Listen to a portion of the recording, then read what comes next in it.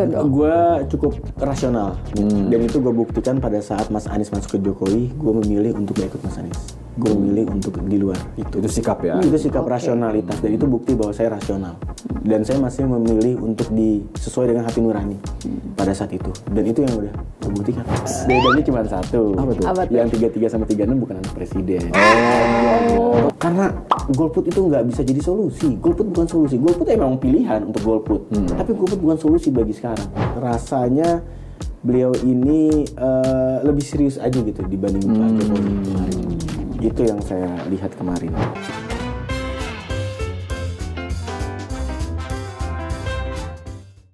Ketemu lagi di Lanturan, ngelanturnya pasti mudah-mudahan relevan. Kali ini khusus bisa ngomong amin. Emang angkanya kan amin kan? Amin, betul. Kemarin nggak bisa ngomong amin? Boleh, tetap boleh. Cuma biasanya kan agak lengkap, kita kan mewakili banyak orang ya. Tapi gini, Mas Yogi mesti tahu gara-gara ketua KPU di debat perdana kemarin memimpin doa dengan cara yang berdoa menurut agama kepercayaan masing-masing, silakan. Supaya aminnya cuma sekali. Iya, tahun lalu ada mimpin doa. Tahun lalu ada mimpin doa. Tapi debat kemarin memang menarik ya. Dan ini karena kalau yang buka adalah Nitya, biasanya ini memang memberikan kode-kode bahwa tamunya anak muda. Nah, tamunya anak muda. Oke, silakan. Gak apa ya Mas Yogi ya. Kita nggak buka-bukaan KTP kok di sini. Nggak perlu ngecek usianya. Jangan ngomong buka-bukaan KTP. Kemarin di debat ada KTP. Angin tak ber-KTP. Tapi gimana? Ini kita udah bergabung sama juru bicara mudanya. Aku khusus menggaris bawahi mudanya gitu, nggak apa-apa ya. Usama Abdul Aziz, panggilannya Sami. Sami. Apa kabar Sami? Thank you. Terima kasih udah datang ya. Mas Yogi ini dia. Makasih. Makasih juga udah diundang. Thank you juga udah kesini. Ini mukanya sumringah gini karena abis debat emang pembicaraan internalnya. Karena jagoannya tampil dador. Dan kaget gak kita ya Mas Yogi kalau melihat dador-dadornya? Ada yang lebih kaget. Yang dador. Tapi emang internal ini juga merasa unggul ya? Merasa unggul atau gimana? Kamu menceritakan bahwa pasca debat itu di tim 01 itu seperti apa? Iya, dari setelah debat itu memang dari kami melihat nih, kalau pribadi saya dulu ya. Mention di Instagram, mention di tweet, di X ya, mention di X dan lain-lain, itu banyak sekali memang kita lihat orang-orang yang udah mulai switch nih setelah melihat debat itu. Mungkin itu yang bikin bahagia ya. Dan memang dari tim juga memang merasa banyak yang puas dengan performanya Mas Anies pada saat di debat kemarin. Apalagi teman-teman yang lain juga akhirnya konten-konten yang sudah ada dari debat itu banyak sekali polling-polling juga yang diangkat. Polling-polling banyak sekali yang menilai bahwa Anies lah pemenang debat kemarin. Tapi memang fokus kami sebenarnya bukan di siapa menang siapa kalah, tapi bagaimana Mas Anies bisa menyampaikan gagasannya dengan baik dan benar. Itu sih, dan itu bisa ditangkap dan diterima oleh banyak orang. Jadi sukses itu karena dianggap berhasil menyampaikan gagasannya di debat. Di debat pertama kan? Bukan karena berhasil memancing emosi salah satu paslon. Emang ada kepancing emosinya? Ya nggak tahu. Kita justru nanya. Oh gitu. Oh nggak tahu kalau ada yang emosi. Sampai ada yang berdiri dari kursi. Ada yang kemudian menggunakan gerakan tangan tertentu ya? Oh yang ngayun-ngayun gitu ya? Iya. Oh ada yang gitu. Agak panas mungkin. Itu dapat sukses enggak ya? Enggak sih. KPI sukses kita nggak di situ. KPI sukses kita yang penting banyak orang yang terinformasi dengan programnya Anies Caimin dan akhirnya banyak yang menerima hal itu. Dan ada juga yang banyak melihat performanya Mas Anies saat berdiskusi dan berdialog. Jadi kebayangkan isi pikirannya itu seperti apa dan kekuatan emosionalnya itu seperti apa, kemampuan dia, kedewasaan dia, kematangan dia itu seperti apa kan bisa dinilai dari debat gitu. Jadi bukan hanya sekedar pemenyaran visi misi doang. Tapi Sam, kalau misalnya anak muda nih, kan anak muda itu kan ekspektasinya adalah bukan janji manis gitu kan, bukan manis di mulut, bukan cuma soal teori gitu dong. Ini kan kritikan yang banyak disampaikan untuk Mas Anies khususnya kan. Pintar ngomong doang. Nah itu kalau anak muda ngeliatnya gimana? Kayak same old lah gitu. Ntar kita lihat aja ujungnya gimana gitu. Iya benar. Banyak yang bilang Mas Anies ini cuma pintar ngomong. Banyak yang bilang ini cuma teori-teori doang. Tapi sebenarnya anak muda tuh gampang membuktikannya. Apa yang sudah Mas Anies lakukan kemarin pada saat beliau menjadi gubernur DKI dan apa yang sudah mereka lakukan yang beliau lakukan pada saat jadi menteri pendidikan. Itu aja. Karena ngikutin Mas Anies sudah lama kan. Iya, kan Mas Anies dari 2000, ya full time-nya dari 2016. Maka Mas Anies sering bilang bahwa prediktor terbaik adalah masa lalunya. Jadi kalau melihat masa depannya seperti apa, lihat masa lalunya. Jangan bawa masa lalu dong. Aduh. Ada yang ini ya. Memang masa lalu buat anak muda itu beda ya. Diartikannya. Ke satu sektor aja itu ya. Makanya dia tadi langsung. Saya melihat begini, kalau panggung debat itu kan memang dengan waktu yang sudah ditentukan, memang itu tantangannya bagi para paslon adalah bagaimana memformulasikan pesan, ya kan, visi misinya. Karena memang nomenklaturnya kan sebenarnya penyampaian visi misi, ya kan. Kemudian konsepnya debat. Nah, dalam situasi itu kan tetap harus ada impresi, ya kan. Memang, nah kita ngelihat apakah ini yang memang dijadikan oleh tim 01. Kenapa kemudian di awal-awal langsung gegas dan nembak sampai ada kata Mas Anies. Kita bukan anak kecil lagi, Mas Anies. Kita ini bukan anak kecil, Mas Anies. Ya. Anda juga paham ya. Sudahlah ya. Anda mendesain itu atau sampai menghadirkan orang tua salah satu korban di panggung itu gimana? Tantangan dalam debat ini adalah waktunya singkat. Maksimal kan untuk memberikan tanggapan itu kan 2 menit, ada 1 menit, ada 2 menit, ada 1 menit.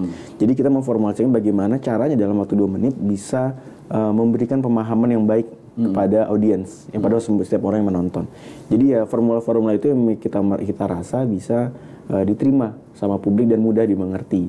Apalagi juga didukungkan dengan bahasa Mas Anies, mungkin orang banyak yang bilang terlalu tinggi, terlalu kampus banget gitu kan. Nah, akhirnya memang hal-hal seperti itu akhirnya bisa dimengerti dan formulasi itu bisa diterima dengan baik.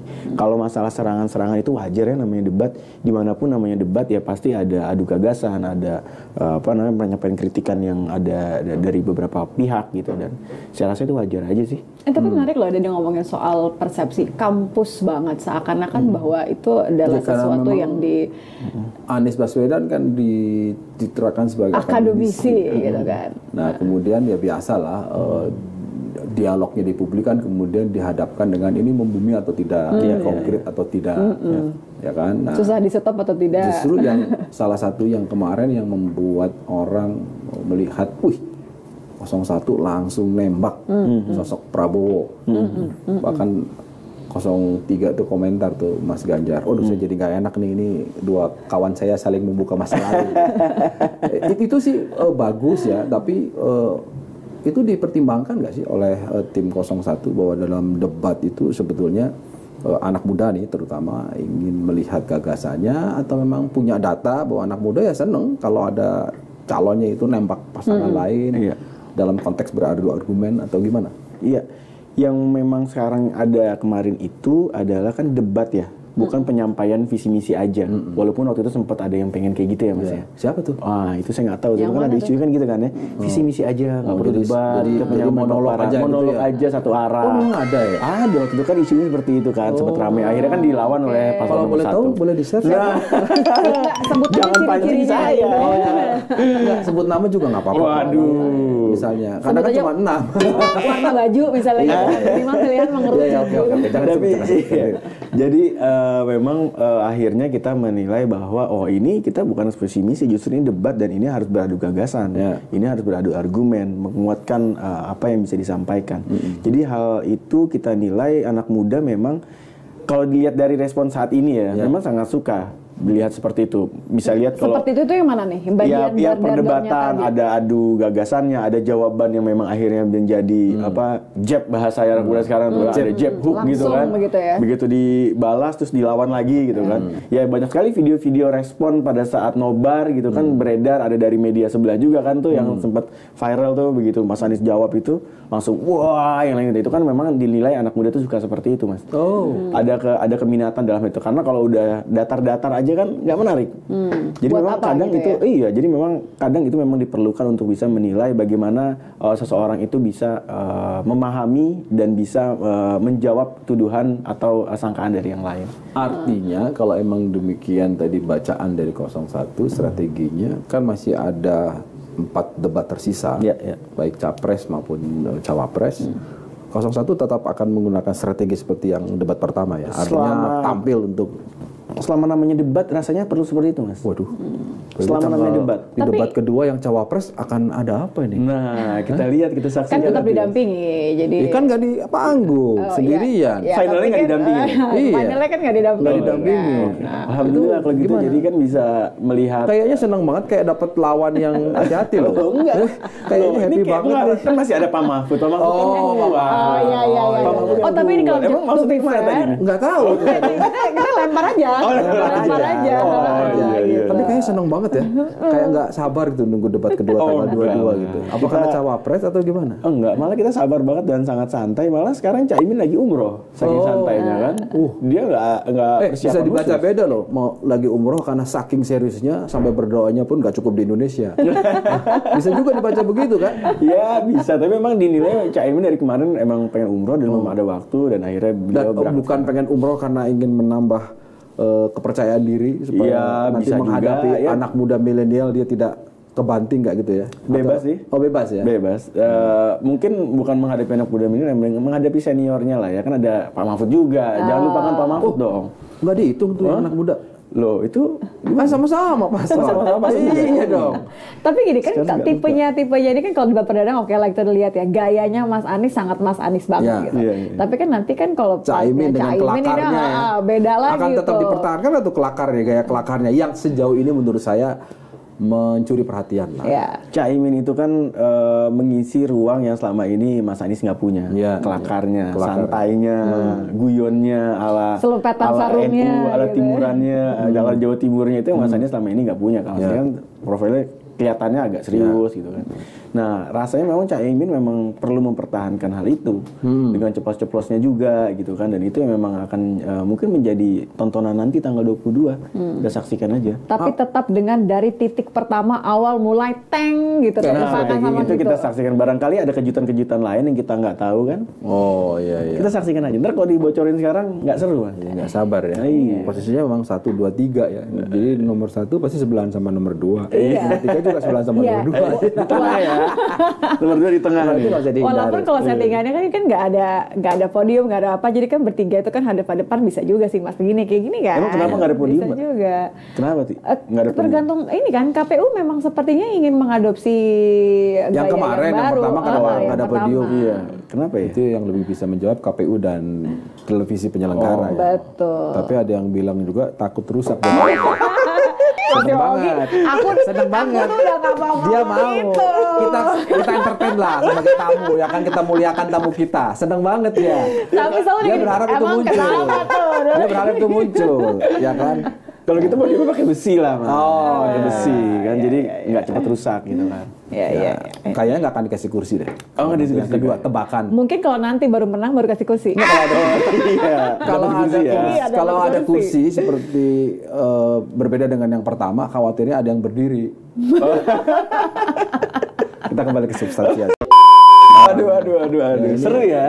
Ya, Ini emang Tapi gini, kalau debat perdana kemarin dianggap sebagai sesuatu yang seru, kalau aku sih jadinya senang ya, bahagia. Karena kan tadinya awalnya nih ada kekhawatiran anak muda khususnya ngelihat debat ini. debatnya biasa-biasa aja, Iya, debat-debatan. Debat-debatan, Iya. debat pura-pura gitu kan. Tidak ada kemudian satu hal yang sangat substansi yang dibahas dan tidak menggelorakan Iya. pemilih gitu. Ngerasa gitu juga nggak sih? betul, karena memang juga Bacanya. saya sebagai anak muda merasa debat ini harus menjadi ajang untuk pendidikan politik bagi anak muda yang lain. Bahwa tontonan ini adalah tontonan yang harusnya mengedukasi.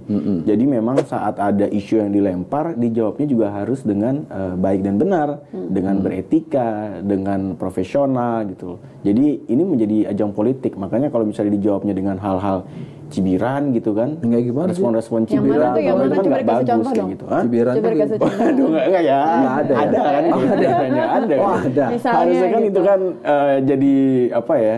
Ya pendidikan politik yang nggak bagus lah. Kan fungsinya para calon pemimpin itu adalah mencerdaskan kehidupan berbangsa gitu. Nah, demokrasi hari ini, pesta demokrasi hari ini harusnya diisi dengan pelajaran-pelajaran yang baik untuk generasi penerus ke depan. Oke, tapi kadang-kadang gini, apa yang dianggap oleh generasi, kita kan harus bilang kecuali cawapres nomor urut 2, umurnya kan nggak sama milenial. Iya. Dong.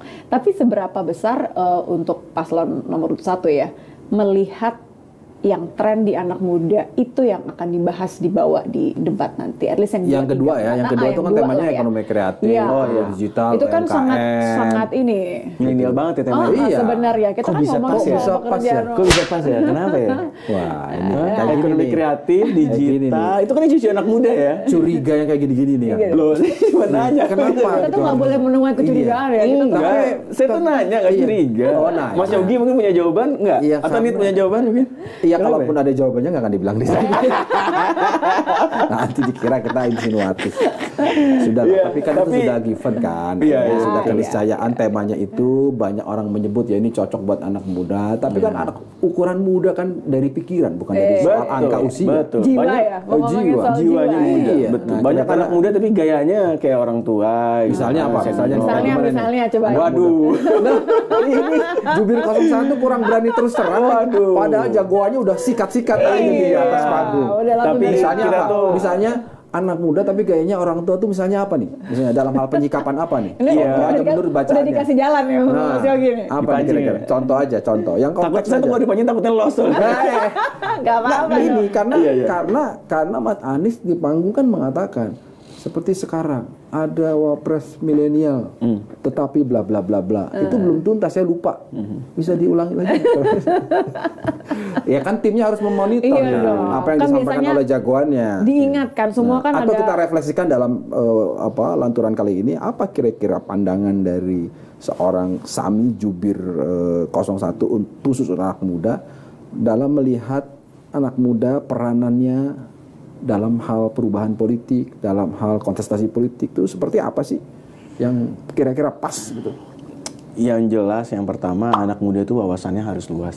Oke. Pengalamannya harus matang. Kalau memang ada perwakilan anak muda dalam kontestasi ini harusnya menjaga nama baik anak muda.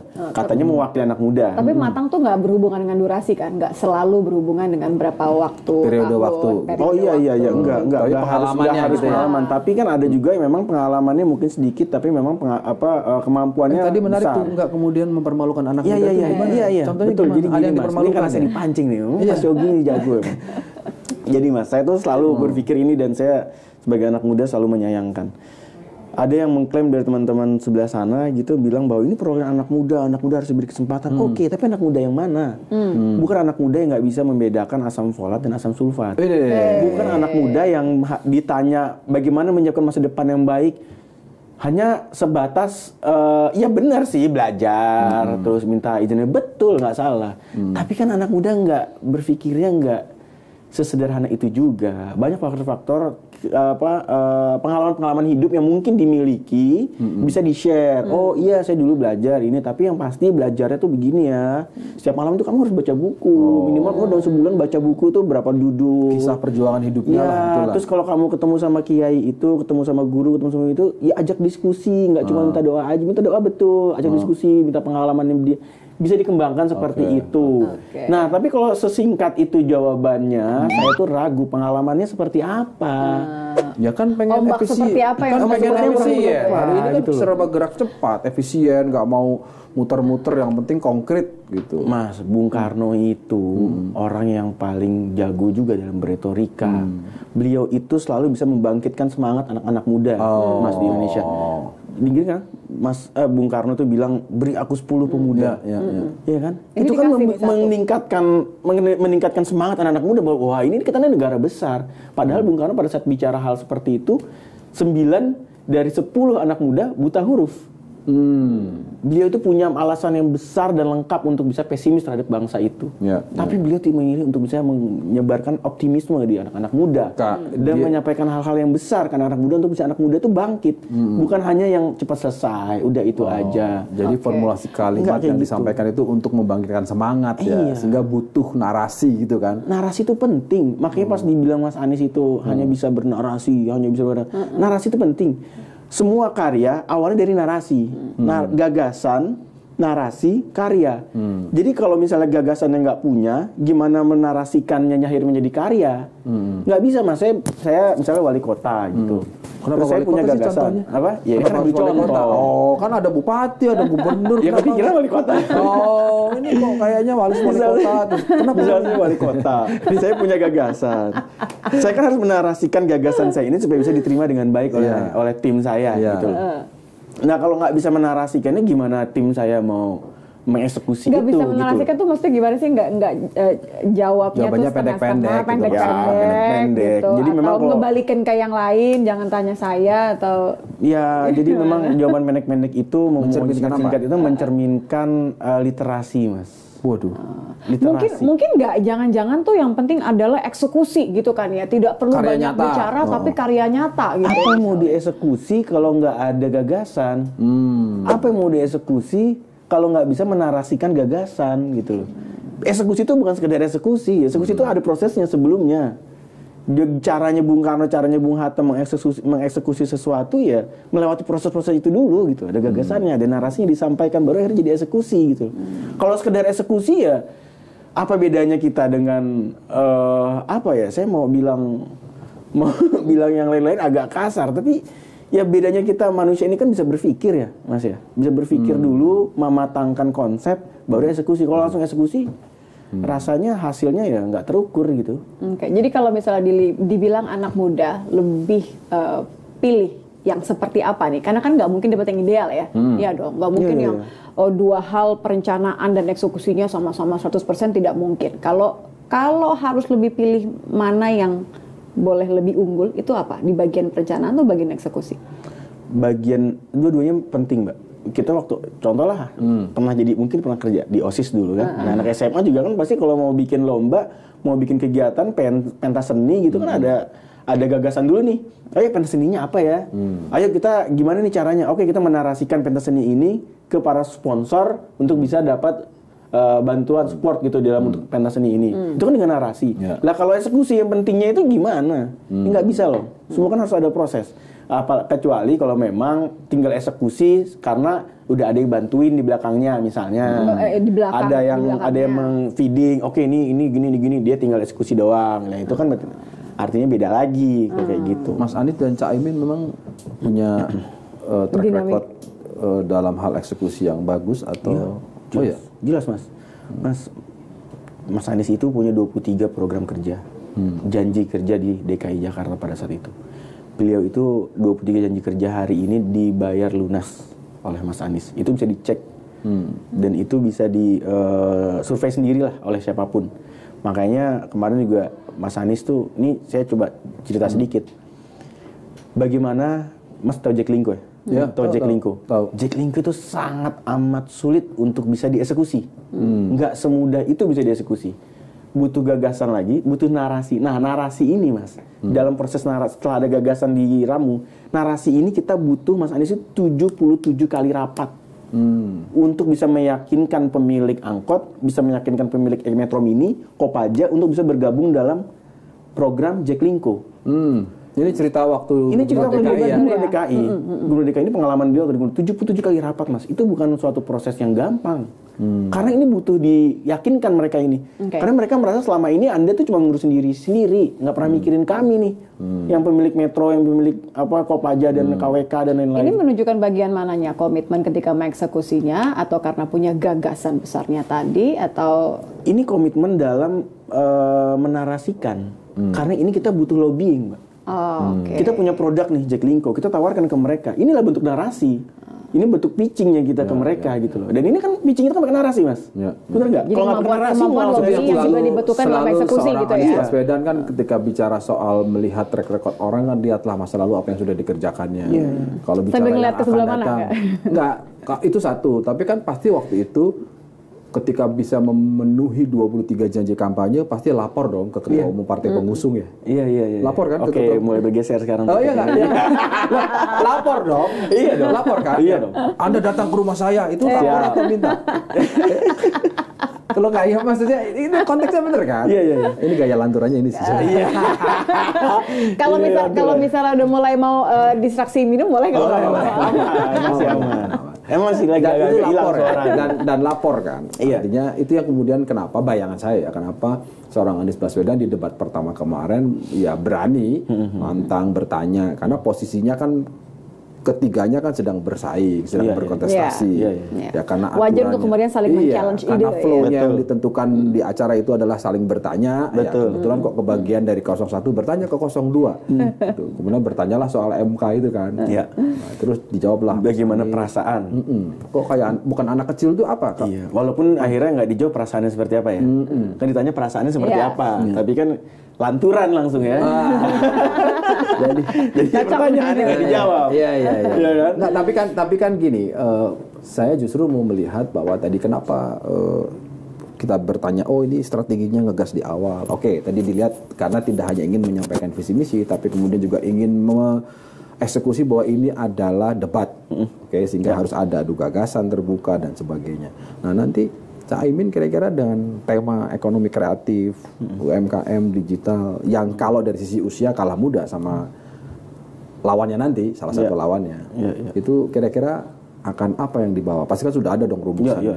Apa kira-kira? Yang harus kita ketahui adalah Caimin ini umur 33 tahun sudah jadi anggota DPR. Di usia 33 tahun. Lebih muda dari usia cawapres sekarang ini. Ya kan? Apal ya? Iya dong. Kayak dipantau banget deh. Kan Jube. Oh iya juga. Bukan apa yang cawapres yang sekarang, bukan itu. Kalau Caimin sih emang dia timnya. Maksud gue ketika menjelaskan Caimin aja dia harus narik-narik timnya. Kesel banget gitu.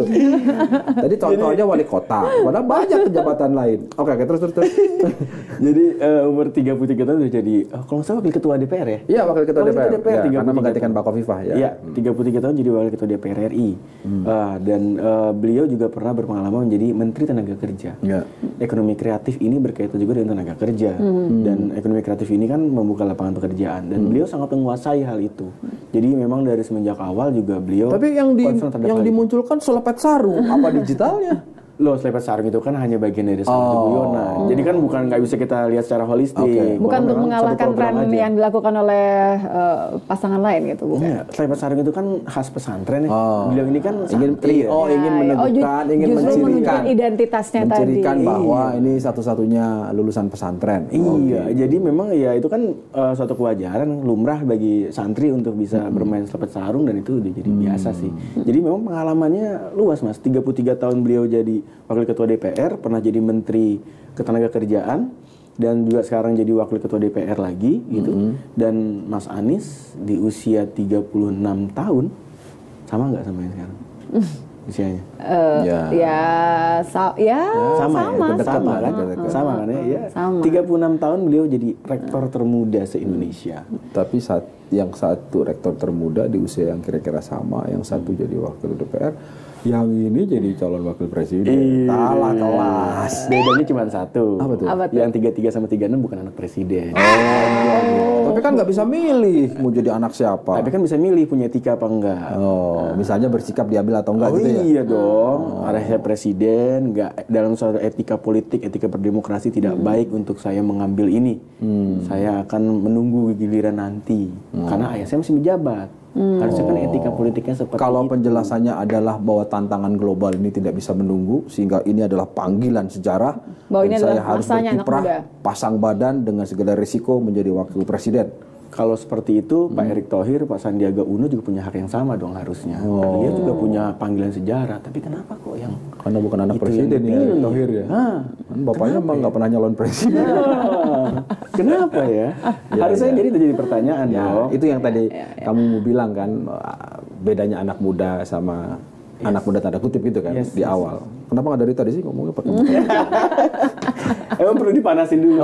Iya. Mas Yogi pinter manasin. Mau ke sana ya. Arahnya ke sana. Dia udah memberikan kode-kode tadi Mas. Setiap kali dia ngeliatin Mas Yogi tadi. Tapi kalau misalnya ini kita bicara soal keinginan ya. Kita nggak bisa lagi kemudian mempertanyakan soal etika karena toh itu sudah berlangsung. Sudah berlangsung. Sudah lah kita ngelihat ke depan. Sudah terjadi. Justru malah sekarang nanti adalah kalau memang benar mewakili sebagai anak muda, ada ekspektasi yang harus dipenuhi.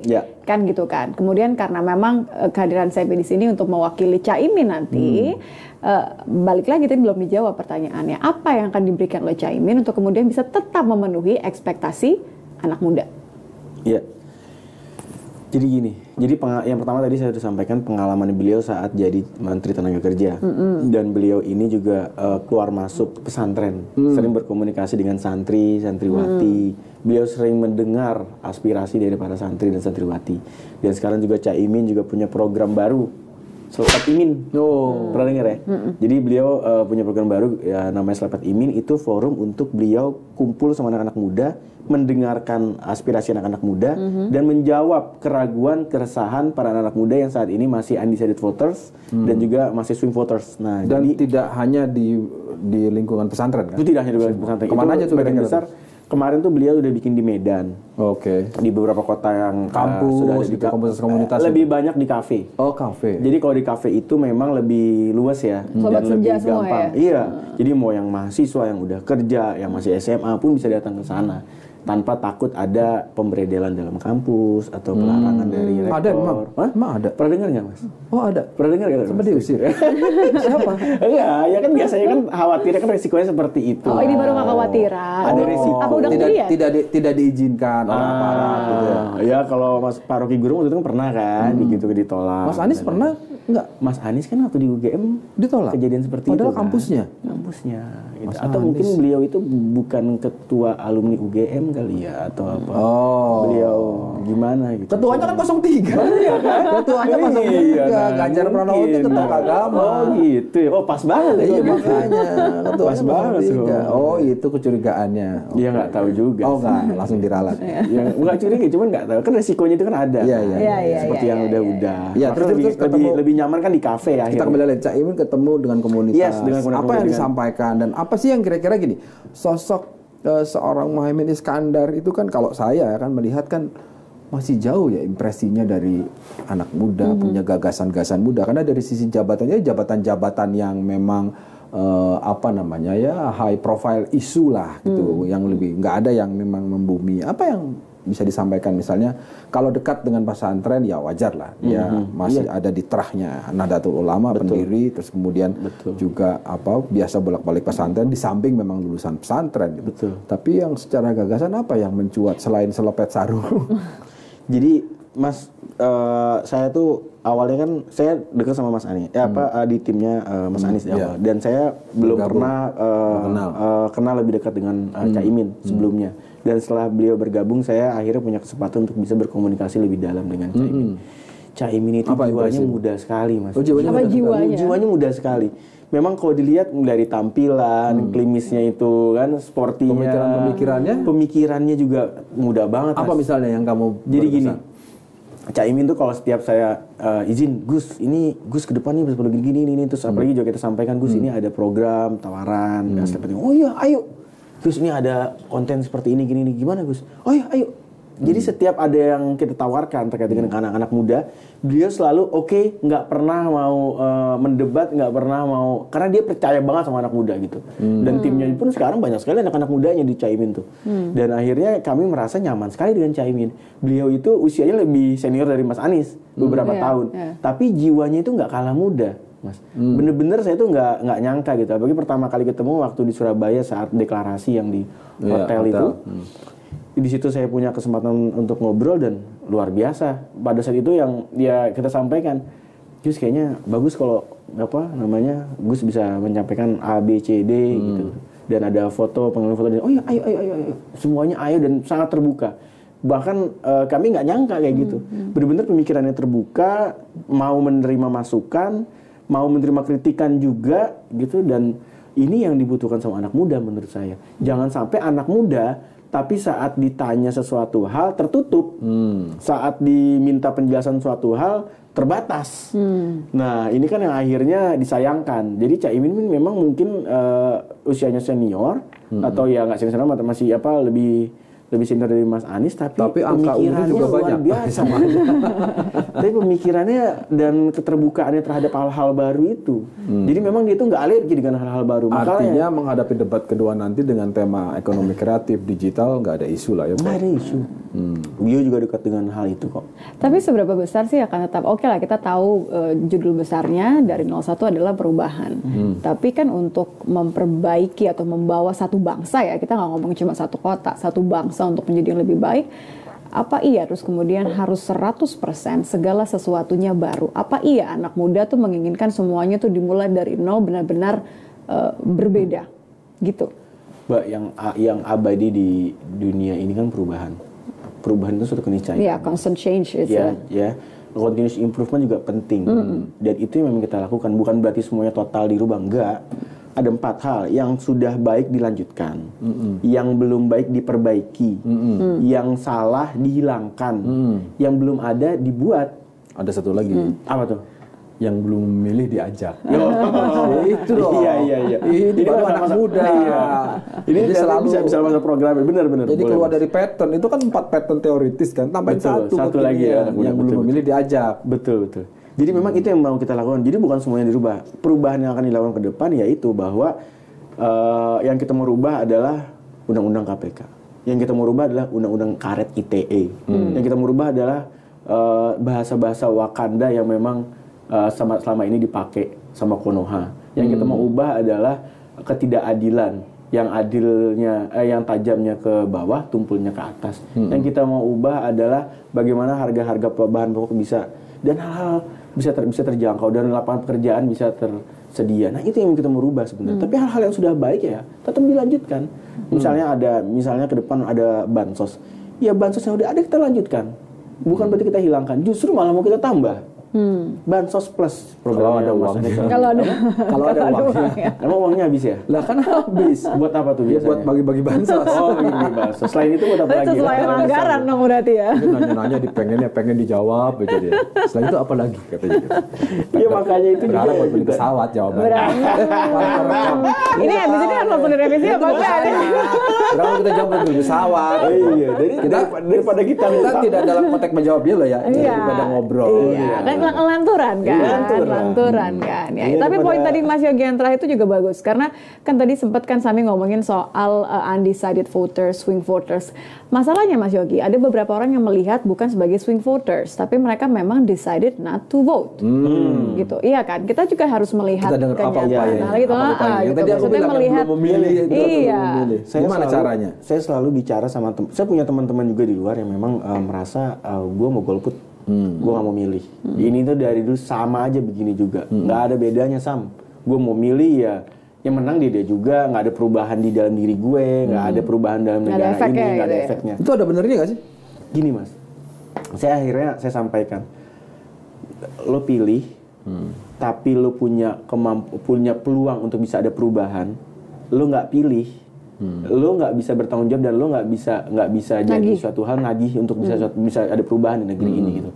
Jadi nggak ada salahnya lo milih, dan akhirnya kalau lo punya investasi suara di dalam Anies Baswedan, saya sampaikan langsung itu, lo bisa ada satu hal untuk lo bisa nagih, dan lo bisa ikut juga dalam perubahan ini dalam barisan. Karena golput itu nggak bisa jadi solusi. Golput bukan solusi. Golput emang pilihan untuk golput. Tapi golput bukan solusi bagi sekarang. Saya akhirnya sampaikan bahwa apa yang sudah Mas Anies lakukan kemarin pada saat di DKI Jakarta, banyak teman-teman saya juga memilih golput. Tapi akhirnya melihat Mas Anies sekarang, apa yang dilakukan Mas Anies di DKI Jakarta, beliau akhirnya memilih untuk nggak golput lagi. Karena sudah terbukti dan merasakan bagaimana KJMU akhirnya berdampak pada adik-adik mereka. Bagaimana KJP Plus akhirnya berdampak pada adik-adik mereka, bagaimana program buruh dan UMR yang naik berdampak pada orang tua mereka gitu loh. Dan ini akhirnya menjadi mereka sadar, dan itu bisa jadi bukti ya. Jadi teman-teman yang golput ini biasanya nggak bisa disampaikan dengan narasi-narasi atau hal-hal yang, jadi memang dibutuhkan untuk diberikan bukti bahwa ini sudah dilakukan Mas Anies, ini ada perubahan pada saat di Jakarta kemarin, dan ini akan kita lakukan perubahan ke depan seperti ini. Jadi lu mau pilih yang mana? Lu mau pilih kayak sebegini aja, apa mau ikut gue di perubahan ini? Mengambil peluang. Kalau tim ses emang lain. Diajak diskusi sama temen yang nggak mau golput aja, lang disodorin programnya jagoan. Tetap ya, ada proposal. Malah cuma dijelasin aja, lu datang aja ke TPS, lu nyoblos. Tapi kalau ada tim ses, ya kan? langsung yang disampaikan adalah contoh-contoh perubahan yang dikerjakan oleh jagoannya. Ikut Anies dari mulai tahun 2000. Saya full time 2016. Oke. Full time dibantu Mas Anies 2016 pada saat persiapan Pilkada DKI. Sebelumnya bantu-bantu ya jadi relawan. Cukup lama ya, 2016 ya. Bantu-bantu dari 2013. Nah, kalau gitu kan udah sangat mengenal Anies Baswedan tuh. Iya. Karakter dan sebagainya. Sekarang saya mau tanya, apa pandangan seorang Sami, juru bicara mudanya 01 atas sosok Prabowo Subianto? Ekspektasinya ditanya soal Anies tadi. Saya udah mikirnya Anies Baswedan nih. Shoot. Waduh, bener-bener perubahan ya. Kan perubahan. Kita coba di sini. Harus siap dengan perubahan yang setiap waktu akan terjadi. Saya adalah pemilih Pak Prabowo di 2 Pilpres kemarin. Akhirnya Saya pemilih Pak Prabowo. Saya pada saat Mas Anies di 2014 di timnya. Jadi ceritanya di 2013 saya bantu Mas Anies di konvensi. Kan Mas Anies pernah di timnya Pak Jokowi 2014. Betul.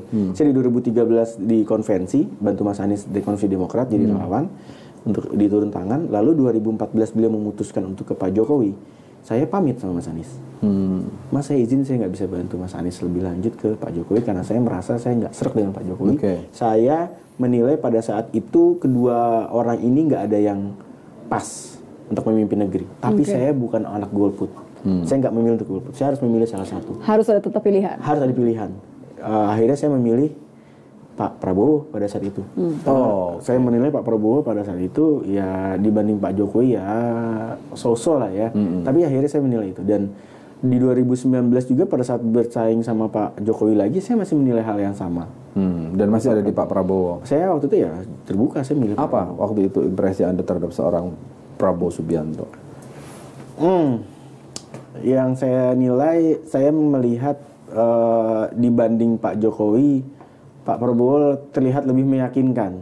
Walaupun saya nggak melihat track recordnya, saya nggak melihat apa yang sudah dia lakukan kemarin, saya nggak melihat apa yang sudah dia perbuat gitu ya, tapi saya melihat rasanya beliau ini lebih serius aja gitu dibanding Pak Jokowi kemarin. Itu yang saya lihat kemarin.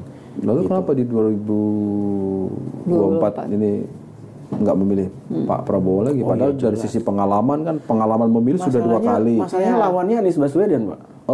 Jadi kembali ke hati yang lama. Lah iya, bukan hati saya tetap di Anies Baswedan. Tapi kalau soal presiden pada saat itu ya nggak bisa. Jadi apa impresi Anda seorang Prabowo Subianto sebagai mantan pemilih di 2 kali pemilu? Iya, saya melihat beliau mungkin lebih serius dibanding Pak Jokowi kalau mau dibandingkan. Makanya, kalau kita kesampingkan faktor Jokowi, hanya benar-benar pandanganmu sosok biasa aja. Sekarang ngomong biasa aja. Loh, waktu 2014-2019 pasti nggak gini dong. Saya tuh dipilih saya dalam pemilihan saya mau golput atau saya mau pilih Pak Prabowo. Itu aja. Karena nggak ada pilihan cuma 2 pilihan. Pada saat itu aja. Dibanding saya golput ya udah saya milih yang kira-kira menurut saya lebih serius aja dibanding banyak. Karena saya melihat polesannya Pak Jokowi terlalu tebal pada saat itu. SMK, bagaimana beliau melihat before after Solo dan lain-lain. Menurut saya ini polesannya terlalu tebal dan minim sekali dengan gagasan waktu itu ya pada saat itu. Dan akhirnya saya melihat ini kayaknya lebih sesuai gitu. Daripada saya golput, saya akhirnya mengkhianati cita-cita demokrasi. Jadi itu pilihan apa boleh buat ya? Apa boleh buat? Bukan karena memang mendalami dan bisa memprofiling seorang Prabowo. Itu yang kemudian sekarang saya golput. Saya nggak ingin golput. Dibanding saya golput, saya memilih. Dan akhirnya ya kalau Mas Anies itu udah jiwa raga, Mas. Dari 2007 saya sudah sangat cinta sama beliau, betul. Saya melihat beliau 2007 pertama saat saya ikut training, beliau menjadi trainer. Pada saat itu beliau belum lama kembali dari Amerika, baru selesai sekolah, dan saya melihat ini ngomong gini bukan karena kalau biar nanti diingat sama Mas Anies kalau ya enggak lah. Jadi enggak ya, bukan. Enggak lah, terlalu Mas Anies, ini kalau jadi ingatnya. Enggak lah. Dari sekian tim saya tolong ini dari kecil. Enggak lah. Dari nol ya. Tapi ada kehususan ke sana. Tapi Sam kalau ini lagi-lagi ini kena perempuan ya. Cinta itu buta sama. Kalau saya bilang karena cinta tadi. Masuk nggak khawatir itu? Kalau sekedar bukan sekedar ya. Kalau ngedukungnya karena cinta. bukan karena pertimbangan, bukan karena rasionalitas, rasional emosi. Gitu dong. Gue cukup rasional nih. Dan itu gue buktikan pada saat Mas Anies masuk ke Jokowi, gue memilih untuk gak ikut Mas Anies. Gue memilih untuk di luar itu. Itu sikap ya. Itu sikap rasionalitas dan itu bukti bahwa saya rasional. Dan saya masih memilih untuk sesuai dengan hati nurani pada saat itu. Dan itu yang udah gue buktikan. Berkaca tahun 2019 ketika head to head Pak Jokowi sama Pak Prabowo kan begitu keras di 2 kali pemilu. Anda waktu itu kan termasuk pemilih Prabowo. Kemudian 2019 setelah peristiwa MRT kan bergabung jadi Menhan. Setelah peristiwa MRT, bertemu di MRT ya. MRT dan jadi Menhan diumumkan kan. Bayangkan setelah 2 kali dengan narasi yang cukup diametral, kencang, terus tiba-tiba di sana. Kalau sekarang misalnya pemilu berdasarkan survei kan kita belum mendahului kehendak yang di atas, tapi most likely kan bisa jadi itu gambaran lah ya. Gambaran. Ya. Kalau Pak Prabowo jadi presiden, tiba-tiba Mas Anies mau masuk dari kabinetnya dengan berbagai macam argumen. Ini panggilan sejarah lah, ini tebakan saya. Ini demi berbakti, ini tebakan saya. Anda apa sikap Anda? Suatu saat dia ingat namanya menteri kan butuh staf milenial. Sami, bantu saya. Cintanya gimana tuh, cinta dan sikap? Kamu bisa berkompromi atau bisa memilih menebalkan sikapmu ketika kamu tidak bergabung dengan Mas Anies di 2014 karena mendukung Pak Jokowi atau gimana? For the greater good. Iya, saya akan, walaupun ini bayangannya agak susah ya, karena saya sulit membayangkan Mas Anies itu kalah. Itu boleh lah optimisme itu. Dengan segala hal, generasi tahan banting, boleh baperan, situasi itu bisa terjadi. Apa yang sikapmu itu? Apa kalau menurut saya kan sebenarnya, nggak apa-apa deh, tahu 2 kali pemilu juga saya pernah mendukung Pak Prabowo, kalau Mas Anies masuk masih oke. Saya nggak yakin, ya sekali lagi saya nggak yakin hal itu terjadi ya, karena kalau saya yakin Mas Anies itu menang. Tapi kalaupun itu terjadi, Mas Anies ini saya juga agak gimana ya, kalau melihat kondisi hari ini rasanya Mas Anies bisa kompromi atau tidak? Atau gitu dibalik, Mas Anies atau dibalik deh gini deh, atau dibalik kalau Anies yang menang. Kemudian Pak Prabowo jadi Menhan lagi. Kamu setuju atau enggak? Ayo. Kalau kamu berikan masukan ke Mas Anies, jangan kalau itu terjadi, kalau itu terjadi ya bagi saya nggak masalah ya. Nggak masalah. Pak Jokowi, Pak Prabowo itu bergabung di kabinetnya Mas Anies tuh.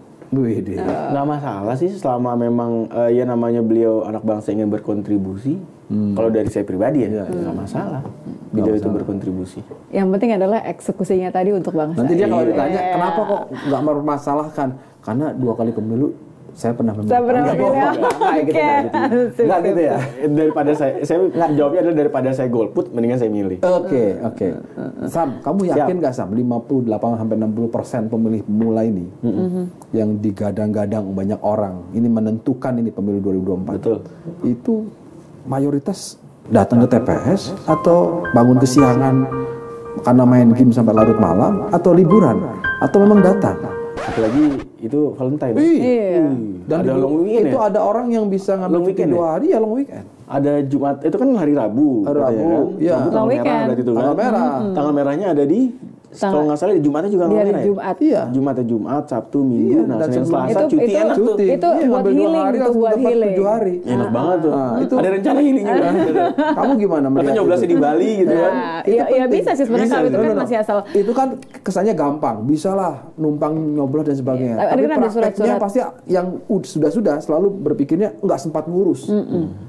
Anak muda, jangankan anak muda, saya aja mungkin ya berpikir daripada ribet ngurus, lebih fokus kepada hotelnya udah dapat atau belum, pesawatnya. Kalau saya melihat memang ada resiko ke sana, ada resiko ke sana untuk anak-anak muda ini. Siapa yang diuntungkan kalau gitu? Anak muda enggan untuk ke TPS. Yes, nah itu. Enggan untuk ke TPS bisa menjadi, ya bisa alasannya karena bangun kesiangan, bisa menjadi karena memang liburan dan yang lain. Kalau yang diuntungkan ya saya nggak melihat ada diuntungkan ya.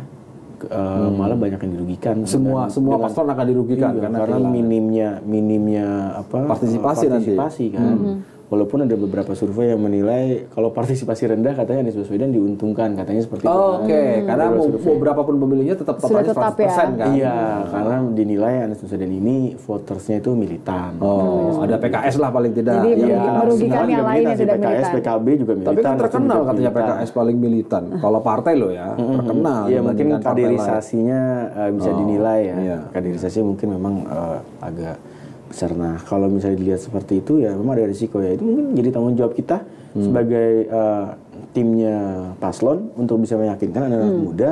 Coba kalau mau healing ya boynya Selasanya balik gitu loh. Jadi Rabunya bisa nyoblos gitu kan. Atau setelah nyoblos. Atau setelah nyoblos ya nggak ada tanggal merah.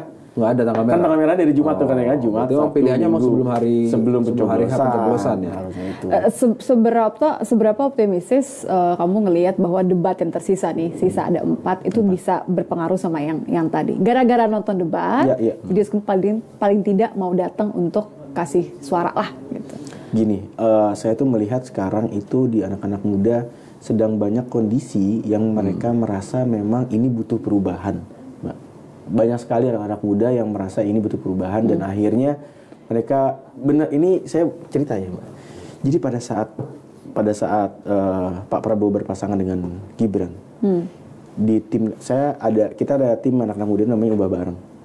Namanya Ubah Bareng. Kan kalau yang lain kan mungkin ada yang tim Fanta, KPN. Itu ada tim Ubah Bareng di Kedepitan Milenial Gen Z. Nah, di sana kita ada ombak besar, Mas, pada saat deklarasi tersebut.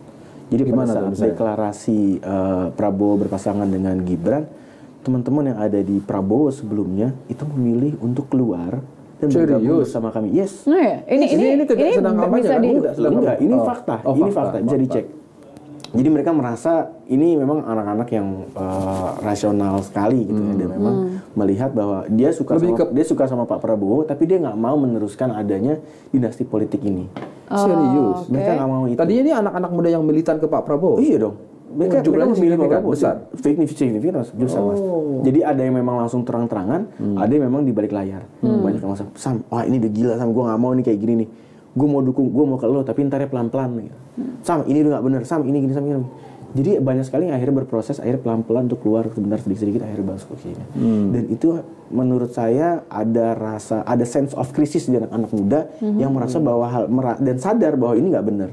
Apalagi ditambah dengan kampanye yang mendiskreditkan dan melemahkan atau bisa dibilang menyinggung anak-anak muda, kampanye yang joget-joget dan ini mereka merasa loh ini di macam apa sih kok kita malah digembor-gemborkan seperti ini. Tapi kan itu yang tren. Seolah-olah anak muda itu di stigma ya, pokoknya pengennya instan gitu ya. Ini malah menjadi anak-anak menjadi tersindir. Ini kita tuh bukan generasi yang kayak gitu kok. Kita generasi yang rasional, kita generasi yang ingin dicerdaskan, kita kritis, kita tahu mana yang baik dan benar gitu. Dan ini akhirnya menjadi, tapi itu tidak bisa jadi momentum. Penjelasan seorang Gibran kepada publik bahwa kenapa dia maju ini lebih kepada panggilan sejarah. Ini adalah karpet untuk berjuang dia, dan dia tidak ada pilihan karena tantangan global dan sebagainya. Dia ingin membantu Pak Prabowo. Itu nggak cukup menjelaskan buat anak muda yang enggak. Apa alasan itu nggak bisa diterima, Mas. Beliau ini anak presiden, bukan anak muda, bukan sekedar anak muda. Beliau anak presiden. Kan dia nggak bisa milih jadi anak siapa. Dia nggak bisa milih, tapi dia bisa memilih keputusan dalam hidupnya, Mas. Saya jadi anak presiden, saya bisa memilih. Saya punya integritas, misalnya. Saya punya etika. Saya ngerti adab dalam berdemokrasi. Saya punya pilihan itu. Saya nggak bisa memilih. Saya ini dilahirkan menjadi anak siapa. Tapi saya punya pilihan untuk saya bisa beretika atau tidak. Jadi maksudnya balik lagi ke etika untuk mengambil highway gitu ya, jadi ya. Yes. Dan itu ternyata berpengaruh di anak. Berpengaruh, Mas, pengalaman di anak Anda. muda. Ini pengalaman yang sangat menarik gitu bagi saya. Dan itu sampai sekarang masih digarap sama tim 01. Jelas. Oh ya. Kita sangat garap itu dan kita rawat itu semua. Dan jangan kaget kalau nanti suatu saat ternyata ya anak mudanya keambil 01. Keambil 01. Ini Mas Anies, ini namanya Sami. Jangan lupakan dia. Udah mau bantu loh. Udah sangat, kalau kata saya udah peres-peres gitu. Udah lah, gimana kalau kita tutup aja sampai di peres-peres ini supaya yang penting nanti kan kritikan dari Sami dibaca kemudian dihadirkan di debat kedua kan. Kita kan pengennya itu dong. Pengennya ada sesuatu yang konkret, sesuatu yang nyata kalau gitu. suatu saat ketemu sama Mas Gibran mau berani nyampein ini nggak? Berani aja.